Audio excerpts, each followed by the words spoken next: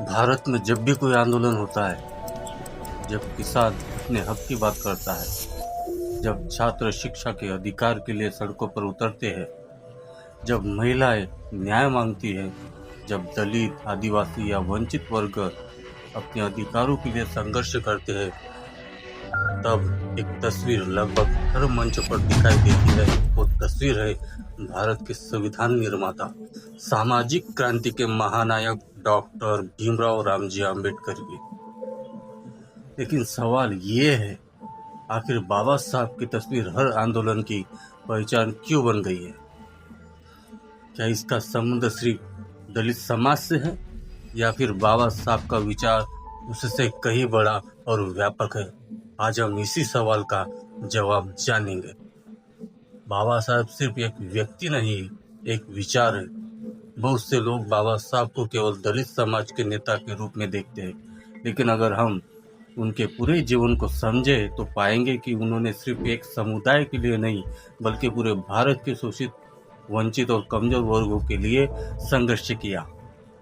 उन्होंने कहा था, मनुष्य का जीवन स्वतंत्रता, समानता और बंधुत्व के बिना अधूरा है। यही कारण है कि आज भी व्यक्ति अन्याय के खिलाफ लड़ता है, उसे बाबा साहब के विचारों में अपनी आवाज दिखाएगी। किसान आंदोलन बाबा साहब की तस्वीर दिखाई देती है। बहुत कम लोग जानते हैं कि बाबा साहब किसानों के मुद्दे पर भी गंभीरता से काम करते थे। उन्होंने जमींदारी व्यवस्था का विरोध किया। उन्होंने खोटी प्रथा और बहुआ मजदूरी जैसी अमानवीय व्यवस्थाओं के खिलाफ संघर्ष किया। वे मानते थे कि किसान और मजदूर देश की रीढ़। 2020-21 के किसान आंदोलन के दौरान देश भर में कई मंचों पर बाबा साहब की तस्वीर दिखाई दी, क्योंकि किसान को लगता है कि उनके अधिकारों की लड़ाई वही है जो बाबा साहब ने वर्षों पहले शुरू की थी। छात्र आंदोलन में बाबा साहब क्यों दिखाई देते हैं? बाबा साहब सबसे प्रसिद्ध संदेश था, शिक्षित बनो, संगठित हो, संघर्ष करो। उन्होंने शिक्षा को मुक्ति का सबसे बड़ा हथियार माना।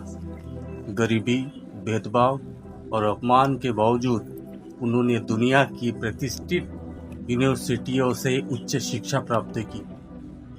आज जब छात्र शिक्षा, छात्रवृत्ति, आरक्षण या विश्वविद्यालय के अधिकारियों की बात करते हैं तो वे बाबा साहब को अपना प्रेरणा स्रोत मानते हैं। इसलिए देश के अनेक विश्वविद्यालय और छात्र आंदोलन के उनकी तस्वीरें प्रमुखता से दिखाई देती है। महिलाओं के अधिकारों के संघर्ष में बाबा साहेब। बहुत से लोग नहीं जानते कि बाबा साहेब भारत के सबसे बड़े महिला अधिकार समर्थकों में से एक थे। उन्होंने महिलाओं को संपत्ति के अधिकार दिलाने की कोशिश की। उन्होंने समानता आधारित कानूनों की वकालत की। उन्होंने कहा था, किसी भी समाज की प्रगति को उसकी महिलाओं की स्थिति से मापा जाना चाहिए। इसलिए जब महिलाएं अपने अधिकारों के लिए संघर्ष करती है तो बाबा साहेब का विचार उनके आंदोलन का हिस्सा बन जाता है। दलित और सामाजिक न्याय आंदोलन के केंद्र में बाबा साहेब। यह शायद सबसे स्वाभाविक कारण है। बाबा साहब ने जातिगत भेदभाव के खिलाफ पूरी दुनिया संघर्ष किया। बाबा साहब ने जातिगत भेदभाव के खिलाफ पूरी जिंदगी संघर्ष किया। उन्होंने अस्पृश्यता, सामाजिक बहिष्कार और अन्याय के खिलाफ आवाज उठाई। उन्होंने संविधान के माध्यम से समानता और न्याय का अधिकारी सुनिश्चित किया। आज भी जब कहीं जातिगत अत्याचार होता है या सामाजिक भेदभाव के खिलाफ आंदोलन होता है, तब सबसे आगे बाबा साहब की तस्वीर दिखाई देती है, क्योंकि वे सम्मान, समानता और स्वाभिमान के प्रतीक है। संविधान की रक्षा का प्रतीक। भारत का संविधान केवल एक किताब नहीं है, यह देश के नागरिकों के अधिकारों की सुरक्षा का दस्तावेज है। और बाबा साहब के उद्देश्य उनके शिल्पकार और बाबा साहब उसके मुख्य शिल्पकार हैं। जब भी नागरिकों को लगता है कि उनके अधिकारों पर खतरा है, जब भी वे लोकतंत्र, समानता या न्याय की रक्षा के लिए सड़कों पर उतरते हैं, तब वे बाबा साहब की तस्वीरों को अपने साथ रखते हैं। यह केवल एक फोटो नहीं होती, ये संविधान और लोकतांत्रिक मूल्यों के प्रति विश्वास का प्रतीक होता है। आखिर पिछले कुछ वर्षों में बाबा साहब मुख्य धारा के आंदोलन के नायक कैसे बने? एक समय था जब बाबा साहब को केवल एक विशेष समुदाय तक सीमित करके देखा जाता था, लेकिन आज की स्थिति बदल गई है। आज युवा समझ रहा है कि बाबा साहब के विचार केवल जाति के खिलाफ संघर्ष तक सीमित नहीं थे। वे लोकतंत्र, मानवाधिकार, शिक्षा, आर्थिक न्याय, महिला अधिकार और सामाजिक समानता की व्यापक सोच रखते थे। इसी कारण उनकी स्वीकार्यता लगातार बढ़ रही है। आज किसान भी उन्हें अपना नेता मानता है, छात्र भी उन्हें अपना प्रेरणा स्रोत मानता है, महिलाएं भी उन्हें अधिकारों के प्रतीक के रूप में देखती है और सामाजिक न्याय की लड़ाई लड़ने वाला हर व्यक्ति उनके विचारों से प्रेरणा लेता है।